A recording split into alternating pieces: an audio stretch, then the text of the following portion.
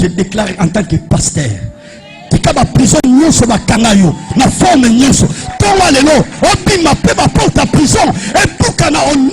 Je lève les yeux vers le Dieu de mon salut, du haut des cieux. Il voit ma peine, il étend sa main, quand la mienne s'est perdue et me ramène.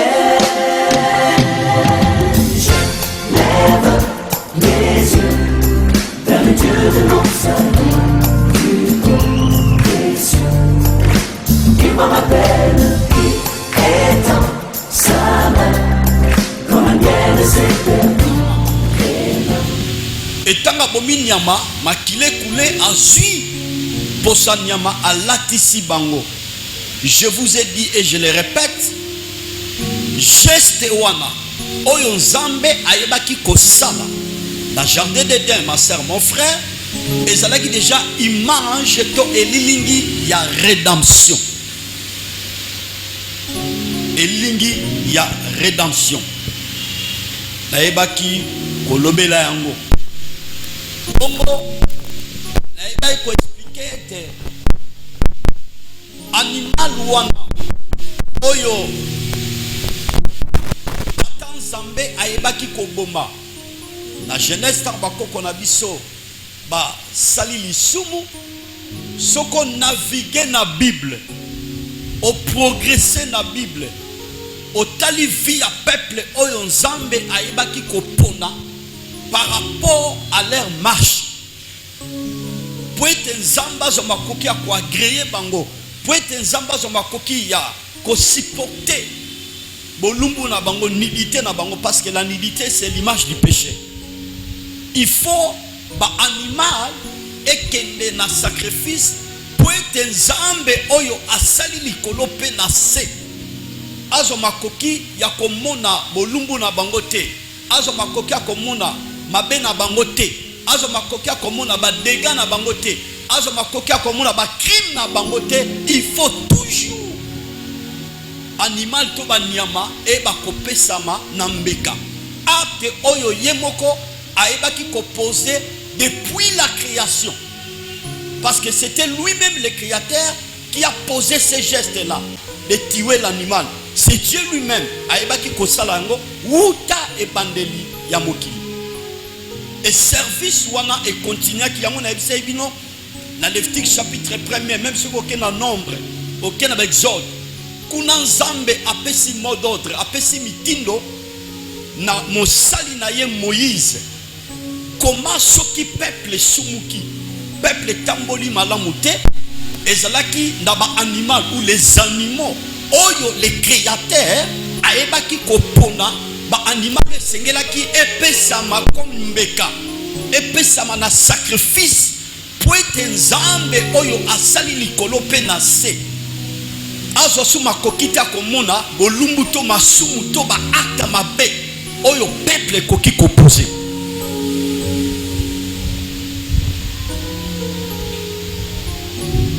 Ba animal nyonso te ezalaki éprouvé o nzambe moko akelaki.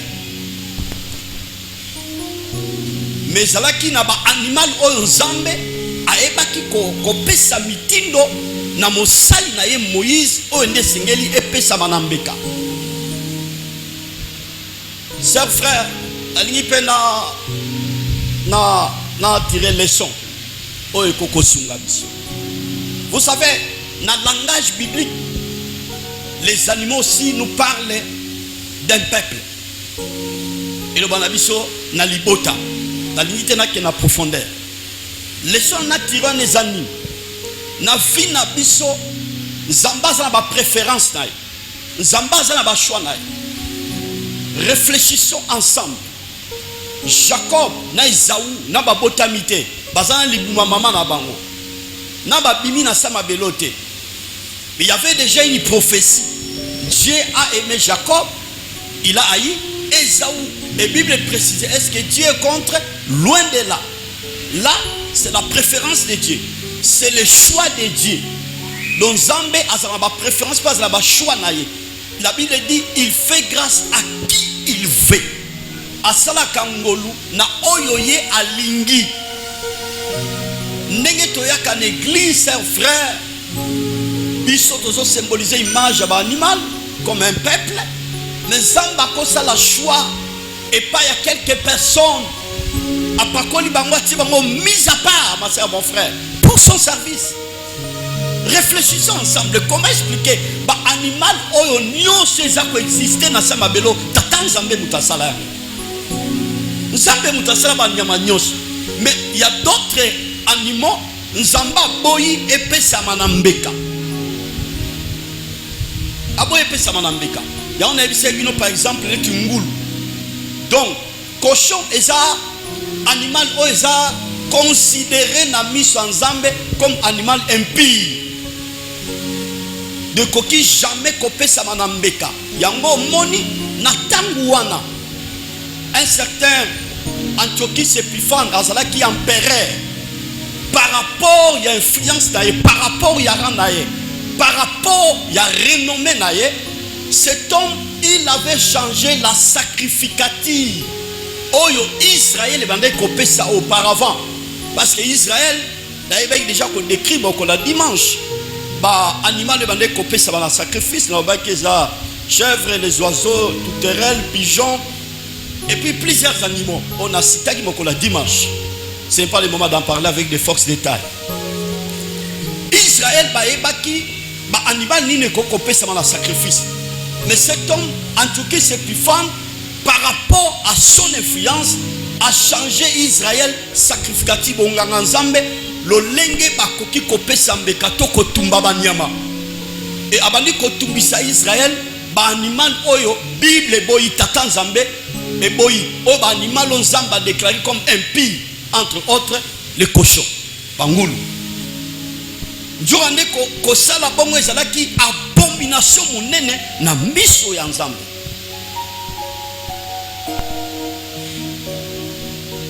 Les choses à tirer, sœurs, frères, si le Seigneur a bénioté na ministère kolingate omi kotisa na kati ya musala onkola bénioté et ko compliqué parce que vous agréé, vous accepté par le Seigneur lui-même. On les a conseils gratuits. Oh les loba te belé bazulinga ba comme ba pasteur, ba prophète, ba évangéliste. Musala ngweza tata nzambe. Yemgo nzambe mutasala ra shwa na basali na. Et ceux qui ont s'autoproclamé, Olingi Okoma, parmi les 5 ministères de Makas Nayo, chers frères, tu seras humilié. Humilié total. Parce que nous avons besoin de reconnaître.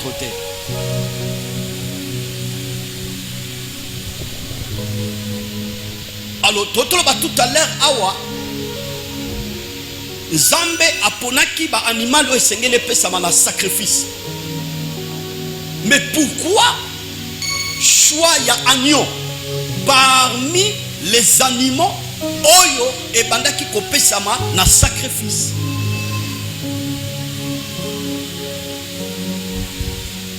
Tolobaki mokola dimanche pe tozozongela ngo soki nzambe asalaki choix ya agneau selon les théologiens bapesa biso 3 aspects. Premier aspect, agneau ezali animal moko docile. Critère à l'immotion en gana tolobaki moko la dimanche. Deuxièmement, agneau ezali animal moko pire. Là c'est déjà clair parce que parmi les animaux pires, agneau pesa na 4. Et animal moko pire. Troisième et fin, ce qui choisit en Zambé ezalaki parmi les animaux aponaki na sacrifice, mais aponaki agneau ezali par rapport ya obéissance na ye. Botosi oyo nyama oyo agneau mwana na meme mwana mpate azalaka na ngonde nzambe apotaki choix na ye likolo ya animal wana. Yango na pesaki tolo mokola dimanche omoni na likambo oyo etali choix okoki jamais kosala choix, sœur frère soko zotala ba critère te. Est-ce que ngai na sœur oyo koko simba poto bala ngai na frère ça peut marcher poto bala soki le créateur lui-même aponi ba animal pour na sacrifice mais pour la likambe teli kolongola lisumu aponi animal oto bengi agneau Seigneur a tenu compte à ma critère. À combien plus forte raison biso banana bato. Mouté Seigneur azala partenaire na yo, azala compagnon na yo. Il faut ça la choix. Na vie, tu ne peux pas marcher avec n'importe qui. Tu ne peux pas coopérer avec n'importe qui, sa frère. Il faut ça la choix. Et aussi par rapport à ma réflexion n'angai, par rapport à ma kambonga na kanisaka, n'ena lingaka na moni ye et go marcher. Séparation, ce n'est pas un péché. Vie à batebele et beba likola baninga, raison pour laquelle la Bible dit les mauvais compagnons corrompent les bonnes messes. Okoko ya na yo bien en église, ba réflexion bien aux otambola bien. Oyo okuta na ser moko mutu et sala malamu te. Mais soi-disant moi na Nzambe, soi-disant servante, mais on remarqué azamba vi moko za mulongo te. Mais soka combien za mu santu après qu'on quitte l'église, il a des comportements ou elle a des comportements trop bizarres. Et de telles personnes à quoi quoi affecter yo. Il faut savoir faire les choix. Et dans le mariage, et dans la mouton ko tambola na vie. Mingi ba vie na bango et bonga likola ba ami. Mingi pe ba vie na bango et beba pe likola ba ami. Pe ba koma kolela. Et plus loin encore, mingi ba kota na samba bele likola ba ami. Le créateur lui-même a fait la choix na banyama. Yemoko mutasala ki banyama ngo. Banyama mususu a éliminé yango. Aboyi epesa manambeka. Parmi les choix ba animal oyandimaki oya septaki comme animal bi a sali sous choix. Ya animal moko to bengi agneau yango toujours partagé. Pourquoi l'agneau a été immolé? Tout à l'heure, awa ma soeur, mon frère, choix en Zambé na animal oyo agneau. Ba critère o selon les théologiens, ndenge to uti ko décrit yango tout à l'heure. Ce qu'on navigue plus loin dans la Bible, on peut remarquer qu'un peuple que Dieu a choisi, bazalaki na bowumbu en Égypte. Et ce peuple-là, bazalaki na otage, bazalaki na servitude ya ba Égyptien. Autant marqué de Dieu, Zambé sikawa asepela ki poete azo makokia ko libérer peuple na ye na bo wumbu ya Égyptien. Basa la libérer na bo wumbu wana. Écriture ezoloba na Exode, j'ai entendu la souffrance de mon peuple. Mais depuis lors, tatan Zamba sala ki wapi, wabane comment na te comment peuple ne zonyo kwama. C'est pour cela que je vous ai dit, et j'en profite encore davantage, na vie, si réellement aux amours en Nzambe, kobanga katebe tapo zo traverser na vie. Tantôt au monde libala comme si rien ne marche. Tantôt au monde mariage Jésus a été âgé comme il avancé. Tantôt au monde salle déjà 5 ans, au-delà de 5 ans, 10 ans mariage au sobotate. Tantôt au monde pas nos Zamba pesio comme aussi malongue zate. Tantôt ma camunyon sozo kana o réaliser na vie. On sentit que ma porte est fermée. Mais chers frères, je vous exhorte. Si réellement aux amours en Nzambe, au coquille jamais kobanga parce que nyon soya yo et ça n'a pas contrôle en Nzambe. L'Éternel voit tout, il contrôle tout. Il fait toutes choses belles à son temps. Asala likambo nyon son angonga na yango. Autant opporté, aïbe ko libérer peuple à Israël. Mais sur tant écriture, Moïse a tindaki, il a fait des miracles. Ba fléau obile sur le bela. Et Pharaon a libéré qui peuple était. Et Zamba ebisi Moïse a institué la Pâque. Et nakati a institution ya Pâque a ebisi aboma agneau. Azoma kila ya mwana nampate ya agneau a tsango likolo ba leton. Et yangonde e kozala moko ya délivrance à peuple à Israël pour balungwa na Égypte.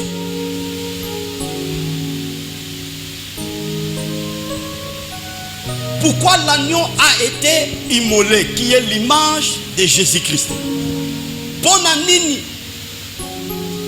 moi n'en pate et Seigneur la kufa, toba bomaye, bazali et lilingi ya Yesu Christ. Na lobaki mokola dimanche. Agneau oyo tata Nzambe abomaki na Genèse Bible précise que c'est un animal nini, mais les théologiens, ils recherche que était animal ou les agneaux. Parce que service on est salema qui na création, et qui service et qui ombre. Réalité nango c'était le Seigneur Jésus. Yango ba pesa qui raison wa. Alors tout le monde ici quand la Bible n'a pas ça bino ba verset. Comment quand le Seigneur Jésus est venu sur la terre, Jean-Baptiste à cette époque-là, il était un grand prophète. Avant même la venue de Jésus, yambo Yezoya, ba prophète baneja ko lobela pona tinetali ko ya Yesu, ko botama ya Yesu.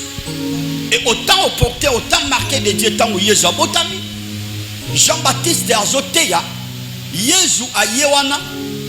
Jean-Baptiste a présenté le Seigneur Jésus a dit, voici l'agneau de Dieu qui ôte les péchés du monde. Tala mwana na mpate oyo azali kolongola masumu na motili. Voici do tala mwana mpate oyo azali kolongola masumu na motili. Nalobaki mokola dimanche pe nazo zongela. Ba sacrifice nyonso ba animal ba ne kopesa na tangu wana auparavant. Ezalaki pona bolimbisi ya masumu kasi masumu ango ezalaki otete. Ezalaki juste pona ko couvrir masumu. Banyama nyonso ane kopesa wana. Alors Jean-Baptiste Sikawa a présenté peuple. A dit voici l'agneau de Dieu qui ôte les péchés du monde. Pour la côté que nyamato ba animal nyonso ane kopesa wana na kala véritable agneau de yeyo asali kolongola lisumu na mokili. Est-ce que vous pouvez tambour pour le comme dans Zambia? Nazo kote maboko pour la gloire de Dieu. Maboko pour la gloire de Dieu.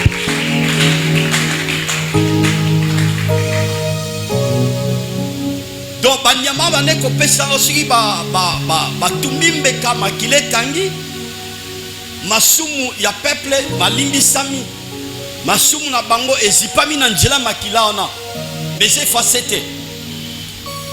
Tolobaki définition à ôter, voici l'agneau de Dieu qui ôte les péchés du monde. Ôter, Tolobaki, première définition, c'est enlever. Première définition, enlever. Deuxième définition, Tolobaki, effacer. Troisième définition, Tolobaki, délivrer. Voici l'agneau de Dieu qui ôte les péchés du monde. Donc, Jésus Christ en tant que moi n'en pate, liwana ye kufana ye. Ndenge asopaki makila ne le kulusu, ma sœur mon frère, nanjela na yango nde yonangai toyebaki kozwa bo limbisi ya masumu. Dans notre baki premier élément, pourquoi l'agneau a été immolé? Je vous ai dit, c'est pour ôter les péchés. C'est pour ôter les péchés. Zali pour la kolongola lisumu. Totambola ki malamu te, nous étions condamnés par les péchés, par nos actes. Mais la mort de Jésus, en tant qu'agneau, nenga kufaki ne kulusu ma sœur mon frère, nanjela luana ye nde toyebaki kozwa bolimbisi ya masu. C'est important, ce n'est pas le moment d'en parler avec des forces d'état. Nasimba, troisième élément, parce que le dimanche, nous avons touché deux éléments. Nasimba qui premier élément, Zali, ôter les péchés. Deuxième élément, dans le bel qui likambetali pour notre protection. Yesu akufa qui ne kulusu poete azwa makoki ya kobatela biso to ko protéger biso. Mutakoki jamais ko batela bana makasi na emoko maele na yo ko batela ote kitoko no pe ko batela ote grade na ote ko batela yo ni niveau na yo. Mais la seule personne qui est mieux placée pour nous protéger, c'est le Seigneur Jésus. Il ne dort jamais sans l'Éternel qui nous protège. Du Psaume 124, verset 2. Bongo, naïba ekosimba sous verset à Jean chapitre 10, verset 28. Bible les otalisa comment le Seigneur Jésus a expliqué na pesa ki bango bomo ya seko pe mutu mokote azana mpifoto pouvoir ya ko ravir bango na maboko na ngai. Donc par là, tu comprends qui tu comprendre, ma soeur, mon frère. Jésus-Christ en tant qu'agneau qui était mort sur la croix. Par rapport à Yakoufa Naye en tant qu'agneau, Neyonanga tozi protection. Ola na kimia, ola mugana kimia. Mutu mokote ana pouvoir ko atteindre yo. Mutu mokote akoko ni l'existence na yo. Mutu mokote akoko effacer mikolo na yo esengelo bikana sa mabele oyo na ba jour ya prévu et pas na Nzambe. Parce que chacun de nous azana mikolo Nzamba bongisa pona esengeli abika na se ya mabele oyo. Si réellement on dimela Yesu alors on reconnaître Jésus c'est lui ton Seigneur et ton Sauveur, ma soeur, mon frère, et bien que protection na yo eza assurée. Est-ce que nous sommes ensemble? Pepa.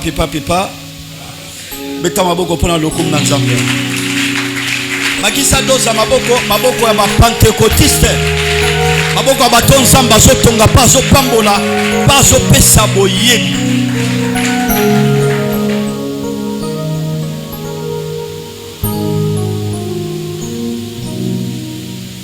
Deuxième élément, pourquoi l'agneau a été immolé.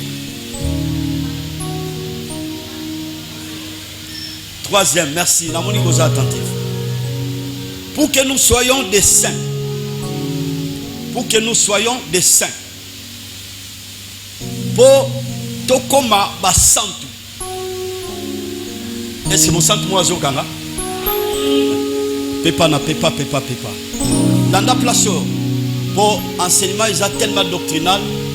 Je vous ai dit le dimanche, ils ont tout maîtrisant parce qu'ils ont parmi il y a enseignement de base de la vie chrétienne. Tango to bandaki kokola na bomwana na biso parce que biso kolé na catholique. La majorité dans la RD Congo, ba congolais nion sur la majorité, ce sont des chrétiens catholiques. La majorité, je dis très bien. Tant on est kokola, maté on est côté ya biso na basango, ba Marie ande bassin. Ba ponde bassin. Donc plus loin les apôtres, bangonde baza bassin. Comme aussi nous sommes pas des saints. C'est archi faux. La mort de l'agneau sur la croix.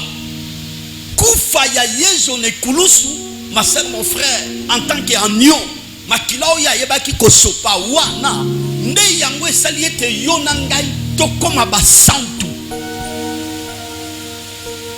Ne sois pas complexé. Mutu moko te pas intimidé yo. Ndemo sawa. Tant que oyamba Yesu na vie na yo oza mo santu. Tant que Yesu on reconnaîtra que yenda za mo konzipe mo bikisi na yo oza mo santu. Mouta ko intimider to par rapport à acte oyo sala kala. Azongi sala yo réflexion wana. Pour comment que vous êtes impie. Non, pas question. C'est pour cela dans la Bible. Apôtre Paul baza ko accuser par rapport à vie passée na ye. Nde ibisi bango ibisi ba chrétien à Galate. Abi mutu moko te amemelanga etumbu na parce que na kati ya bomo inangai na zana bilemba Yesu. Je porte la marque de Jésus. Bilembo ne kolobela au fait ezaki bilembo mo spiritualité physique. Donc il voulait juste parler à cause de ce Jésus là. Ngabazo betanga fimbo à cause de ce Jésus là. À cause de ce Jésus là, je connais ce Jésus là. Il m'a justifié. Nazaye, nasa quoi appartenir na ye. Oh bino boye belinga pour la kalana, ça sous pour la lilote. Est-ce que vous savez moi zokanga? Pepa. Ce qui réellement zoni magaza mon santo beta maboko makasi. Beta maboko na milolo, baboko na milolo.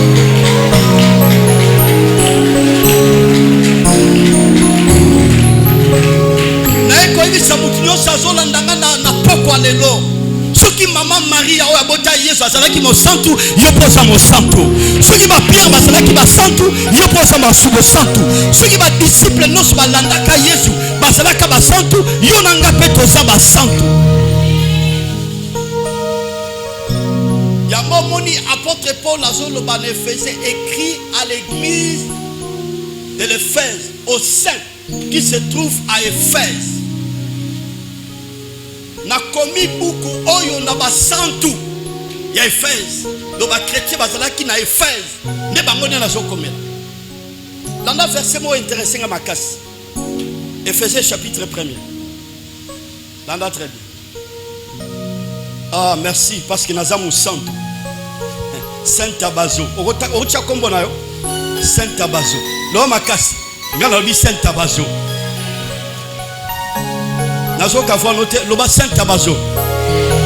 Yo zo tia kombo na yo. Écoutez ce que dit la parole du Seigneur.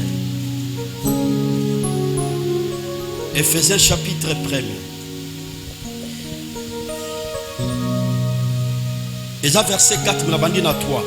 J'ai la parole de Dieu au nom puissant de Jésus. Béni soit Dieu le Père de notre Seigneur Jésus-Christ qui nous a bénis de toutes sortes de bénédictions spirituelles dans les lieux célestes en Christ. En lui, l'andasco 4, place maman le cambo évangélique.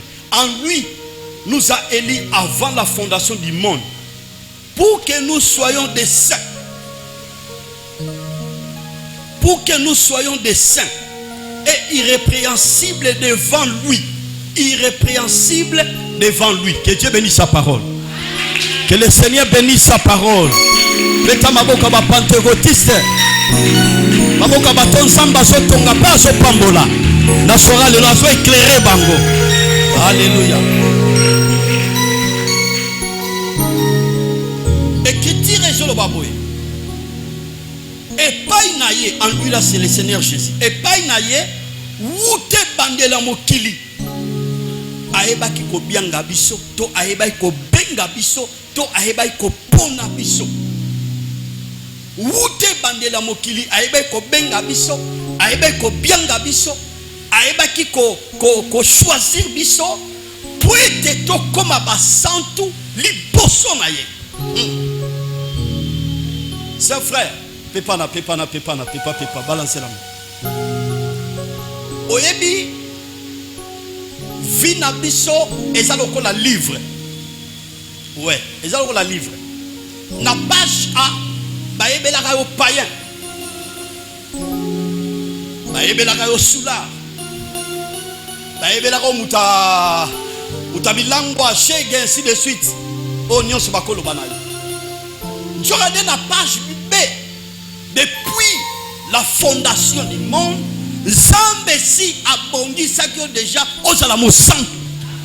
Nangela, il y a moi nanaye Jésus Christ qui est l'agneau qui ôte les péchés du monde. Nana ma réflexion là. Comment expliquer ça na batebele bokola na bango? Qui non les lobasa bapaya? Makambe église lo bala bango le côté. Makamba ko servir le balaba le til lo baba paya.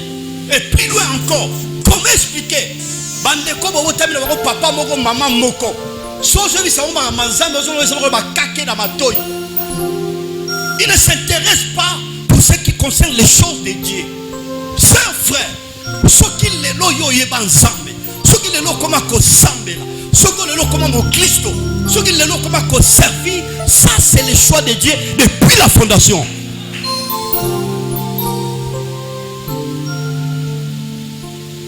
Mwana mayele nyonso azawa soki akoki ko reculer un peu en arrière 15 après par rapport ya âge a komina yango ne abandi ko sambela okorembake ke na kokola na yo moi ben 10 moko ezalaki ouais moi ben 10 moko ezalaki nge ndiki fonda diaconesse nge fonda pasteur moi ben 10 moko na kokola na yo soki tante ko échapper au tuna ba parents na yo tuna tamsu ba yaya na yo ba botama avant yo. Moi, je me rappelle à l'époque, là-bas, âge à 10 ans, là-bas, j'ai correni bat, âge à 10 ans, s'il vous plaît. Na reni bat, moi, bambundo to fabrika, moi, na sangisi bat, panje, banjambe, et bam, âge à 10 ans. Et tant na coli, na comme déjà, na âge, ya mukolo, un addict. Na sobe ta musique profane, mais ce qui est kyrie. Yambo, to banda ko beta ba chanson profane, na banda ko banda na nzembo nzambe, païen tout fait. Je répète, païen tout fait. Na kota même pas église, okoki même pas ko ebisa makamba nzambe. Naza opposant liboso, mais je faisais ça la katia ignorance. Donc la paix de Dieu était déjà là. Mais la katia ignorance. Paul a ça qu'on expliquait aux chrétiens Éphèse. Alobi apona kibiso yambo. Zamba eba ko fonder mon kilo. Betala toloba Seigneur merci parce que tu m'as choisi. Tu m'as choisi. Tu m'as choisi. Zambe tanga zo benga mutu abana kocha un certain dégoût na fille ya mutu. O senti mutu ndiko dégoûter mokili. A senti sous ba fille lo yenge on ate. Appel à Zambe bandi. E bandinga ne ba fandi libanda bazo mela masanga lo yenge abinga nengo na kokokate. Mais entre temps to kola bongo avant de na salon azo mpepe na ye abi je me sens très à l'aise. Je me sens à l'aise, permettez. Je me sens à l'aise. De la Vandia. Là-bas, je ne me sens pas à l'aise. Pépa. Hein? Et qui tire le bas. Que Dieu me fasse grâce. En lui, Dieu nous a élis avant la fondation du monde. En lui, on a c'est le Seigneur Jésus. Et pas inaye. Nzambe aeba ki ko pona biso ko pianga biso yambo mokili e ba ko exister. Asepela loyembo nakotika te Yesu alinganga banda bo mwana nakolemba te Yesu aponanga banda bo mwana nakotika te Masia aponanga banda bo. C'est parmi les chansons ce que j'obéta na bina makasi. Nakolemba te Yesu alinganga banda bo mwana okola linganga banda bo mwana banda bo mwana. Donc yambongana botama yo botama to ce qui déjà na choix ya Nzambe to ce qui déjà na kati élection ya Nzambe et à travers la mort de Jésus ma sœur mon frère Jésus Christ nous a fait des saints a komisi biso ba santo nengo za ozamo santo koza la complexité tantôt ozala ki ignorant na yango banda lelo devant qui que ce soit bise na mon santo. La même lobby, avec ces lois très capital lobby, en lui, Dieu nous a élis avant la fondation du monde, afin que nous soyons des saints et irrépréhensibles devant lui. Aponi biso yamba mukile sale mapo ete to comme basantu, to comme bateau to zangi litono to zangi tache liboso na ye. Do soki batamokili bakomona nga impie, bakomona yo impie. Mais c'est ça, c'est mon pire. C'est compliqué. Mokile koko condamné yo, mokile koko éliminé yo, mokile koko disqualifié yo, mokile koko pesa yo ba kombo nyonso ba koko pesa yo. Je vous dis ce soir, si réellement tu es enfant de Dieu, l'agneau de Dieu qui est le Seigneur Jésus, qui était mort sur la croix, a commis ça au santo. Autant na poussa liboso na ya zomo na ramo santo. Pona nini na evro ya eba ikosala na ekolosi. Ninga sopaki makila na. Est-ce que nous sommes ensemble? Gloire à Dieu. Gloire à Dieu. Likamba kolobaka Saint-Pierre, Saint-Marie, c'est bon. Yo faut le barabe Saint-Béa, Saint-José, Saint-Débat. C'est important parce que Jésus a commis ça biso ba santo. Ata yo boyi na bi Jésus a commis ça biso ba santo. Ouais. Très important. Alors cinquième élément place au succès na pourquoi lilo. C'est bon. Que le Seigneur vous bénisse. Quatrième élément.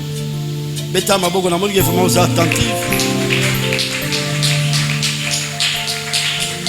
L'agneau a été immolé.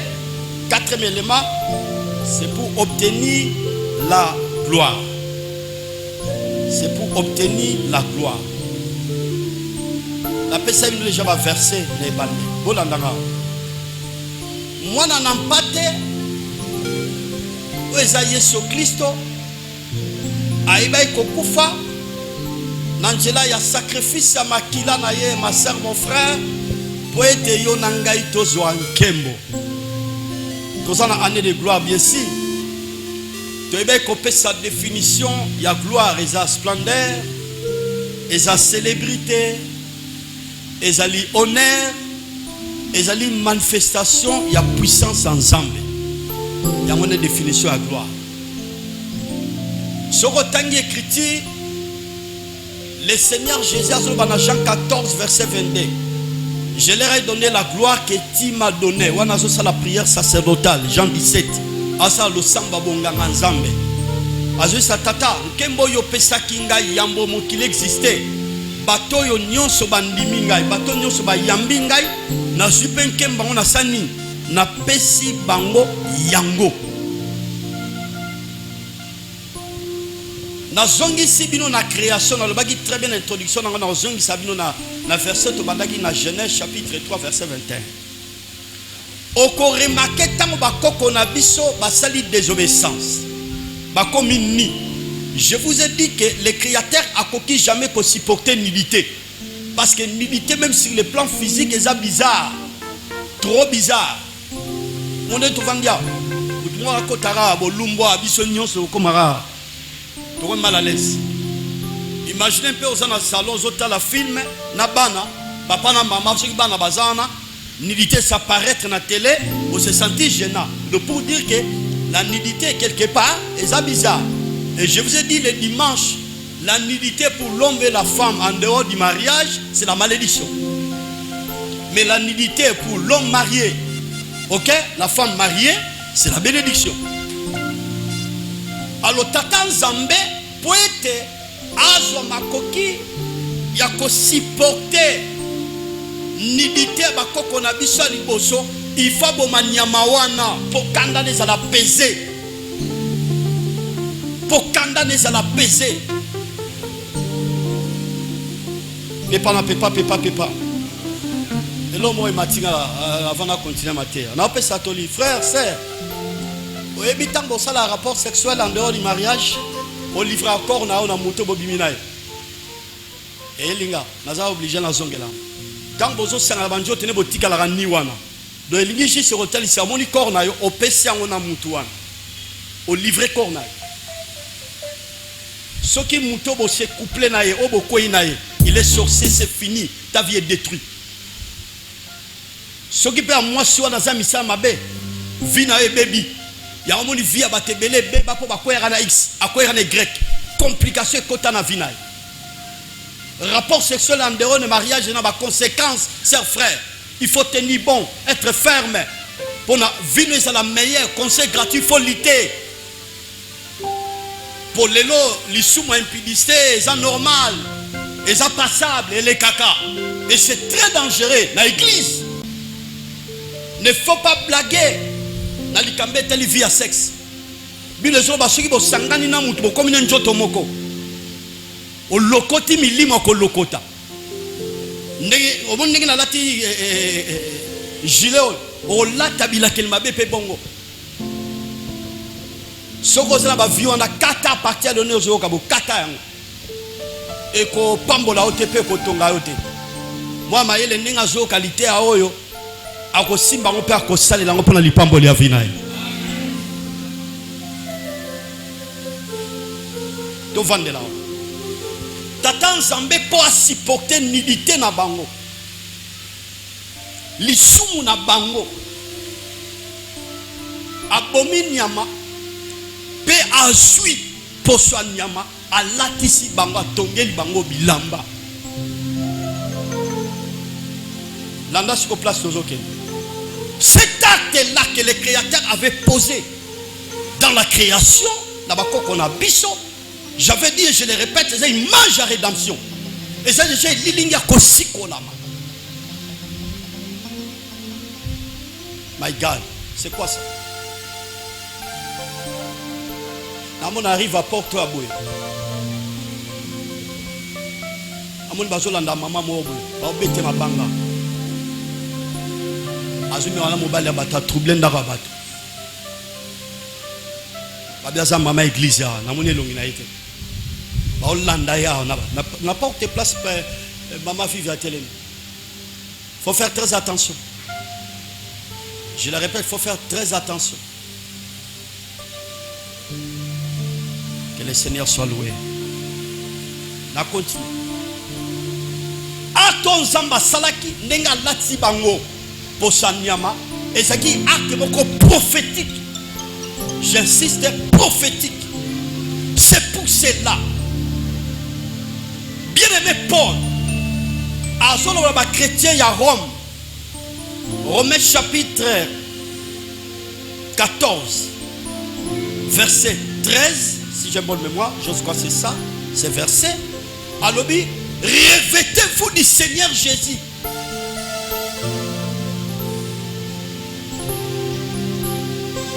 Revêtez-vous du Seigneur Jésus. Et là-bas, aux ambalati, c'est qui va koko na biso ya yambo na jardin d'Éden. Tamba sel lisumu poso ya nyamawana. Et c'est là qui image de lilingi, il y a véritable agneau qui est le Seigneur Jésus. Yango Paul a expliqué ma chrétien à Rome. Bonata Yesu Christ lokole lamba. Le mutu nyoso oyo azo vivre na sa mabele oyo. Quel que soit ranaï, quel que soit niveau naï, quel que soit grandeur, quel que soit renommé à Kokozango na sa mabelo, azani ane lambate. Zamba zo tela babita nyoso baza ko exister na sa mabele oyo. Nanu ba yamba Yesu te bazani. Ezra ba roi malgré leur royauté. Tous ces gens-là, ils sont nés devant Dieu. Bastar nyoso to ebeza na foot, eza na monde de musique. Bazani soki na bayamba nzambe te, bayamba na Yesu te, na bomo ne bango bazani.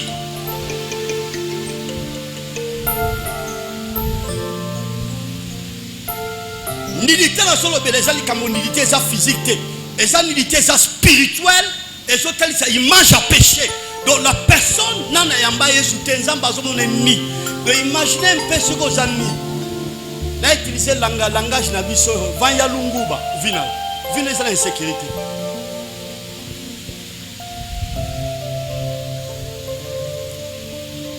Dieu ne peut pas supporter la nudité qui est l'image du péché. C'est pour cela il a tué l'animal depuis la création. Pose ma coquille à revêtir ma coque na biso liboso à supporter l'isumu na bango. Ma soeur, mon frère, sans la mort de l'agneau sur la croix, mais ne te vivra pas catastrophe là ça ma belle. Mais comme Jésus en tant qu'agneau, il était mort à cause de la mort de Jésus. Il a répandu son sang. La faveur de Dieu, la miséricorde de Dieu et Zalikolo ya l'humanité.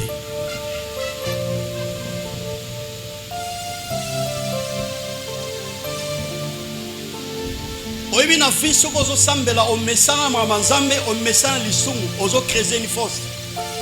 Ouais, il y en a pas trop tant en vérité zoté mazo boxango. Tant pis pour toi, c'est ta vie, tu es libre. Mais l'avenir nous donnera raison. Un enfant de Dieu, lorsque la vérité est prêchée, a dit Seigneur merci parce que ma kamboyo ezangai place dans aucun désert en côté. Deuxième message de la part du Seigneur, Sarkeba, moko na bino rekoma na grossesse kolongo laté. Soko longoli to kundayo. Latali sumwa. La paix, effectivement, c'est ainsi dit l'Éternel. Dans une église témoin. Au moins, au tcha barrière. Sur au tcha barrière, c'est le Seigneur qui parle. Sur au meki kolongo la tokundayo. Vous blaguez avec l'église. Vous blaguez avec l'église. Ok, dans l'église, n'importe quoi, matière, n'importe quoi. Ici à l'église Bethanie Miracle, on prépare les enfants de Dieu. On prêche la vérité pour façonner la vie. Il y a un ensemble. Ça la pire va marcher bien. Pour finir, ça va bien.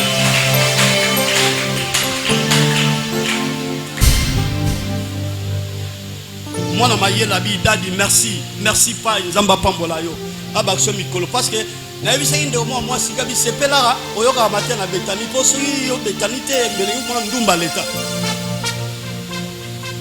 matin était amara et divinara dos ceux qui je vous dis sincèrement ceux qui moi nzamba solo ta zo kabi etete awa il faut na diminuer na vitesse na zo ke na weza mabena diminuer. Est-ce que nous sommes ensemble?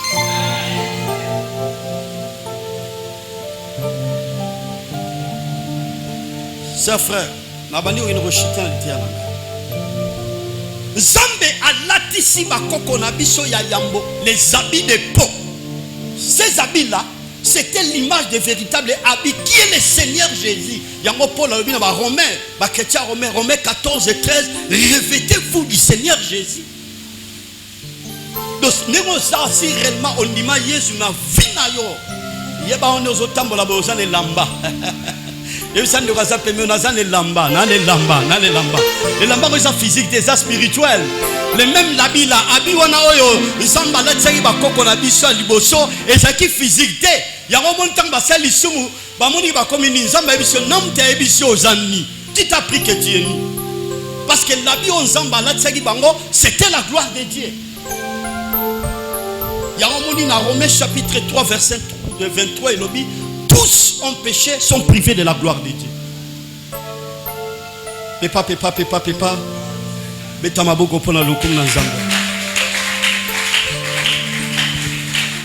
Landa toto sambela. L'agneau a été immolé pour que nous obtenions la gloire.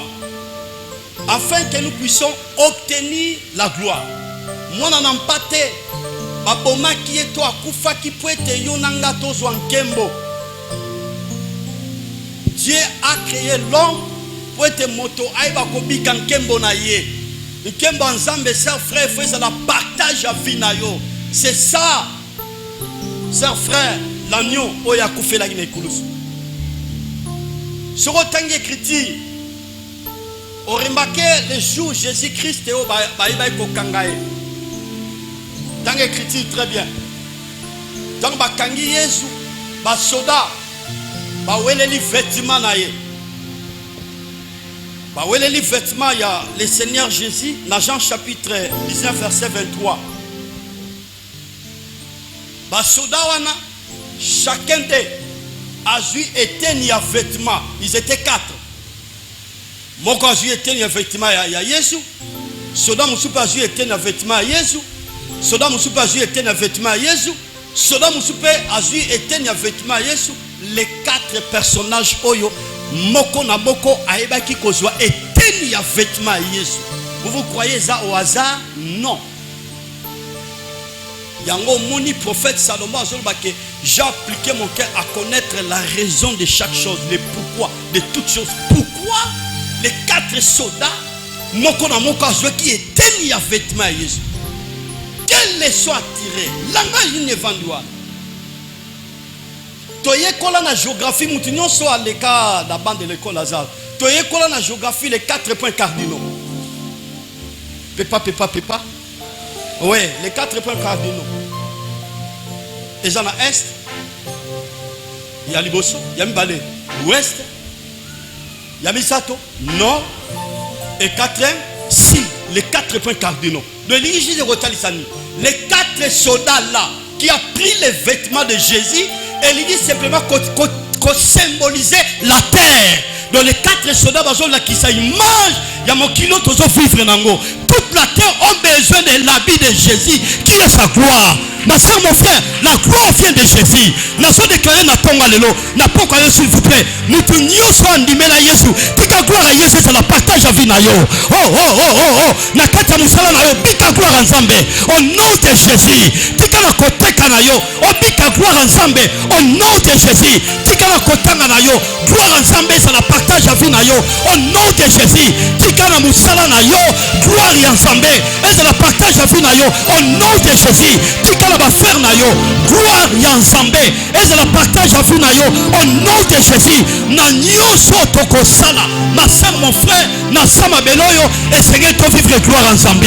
Toko la mukana gloire ensemble, toko sala na gloire ensemble, toko tanga na gloire ensemble, toko teka na gloire ensemble, nyoso toko sala gloire ensemble, et c'est la partage la biso. Oh ya lobi amena bi étiquette kokisama au nom de Jésus. Oh ya batisi su no samen wana tika gloire wana elata yo. Oh ya ndimi ke gloire ensemble, et ça partage la yaloba ngaye yo. Oh ce que ça yo tika gloire ensemble mariage landa yo. tika gloire ensemble ya musala landa yo, tika gloire ensemble ba ouverture landa yo, tika gloire ensemble élévation landa yo, tika gloire ensemble ya délivrance landa yo, tika gloire ensemble ya honneur landa yo, tika gloire ensemble ya célébrité landa yo, tika gloire ensemble ya mariage landa yo, tika gloire ensemble ya musala landa yo, tika gloire ensemble ya promotion landa yo, tika gloire ensemble ya ba ouverture landa yo. Je déclare au nom de Jésus.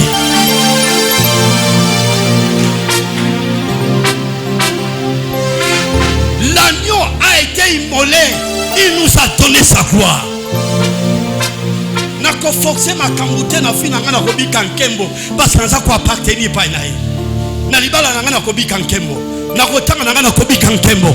Na nyoso ngana ko bika nkembo parce que nza ko appartenir pa nae.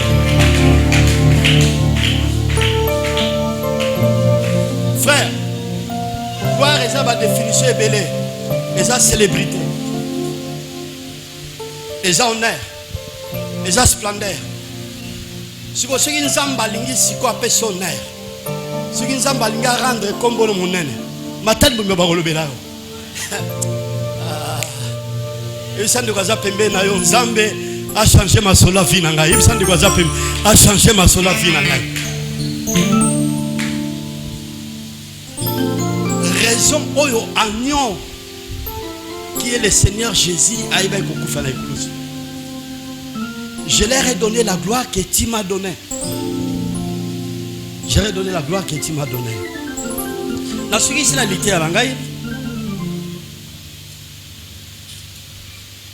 Oui, sœur, frère.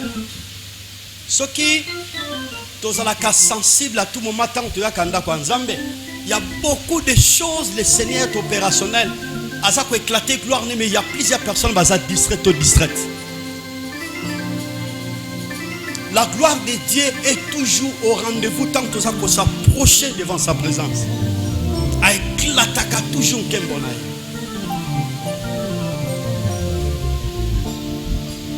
Tous ceux qui sont dans la conclusion, tous ont partagé la vie dans l'apôtre. Pourquoi l'agneau a été immolé? Après si la raison qui n'a agneau au Seigneur Baboumae, au image de Jésus Christ, pour Yonangai, Tokomagi Basumuki, et Seigneur qui Jésus Christ en tant qu'agneau, le véritable agneau, l'agneau de Dieu bien sûr, Akufa, Makina na Esopa Nekulusu, pour Yonangai, tous abolimbisi à Masumu, quel que soit. Ma béoto salamo qui les condamne, tantôt condamné yo, tantôt kota même boloko sala ba prison. Mais la seule personne oyo akoko la biso en emprisonnement, il y a Satan.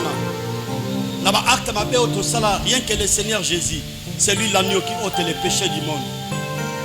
Conseil gratuit.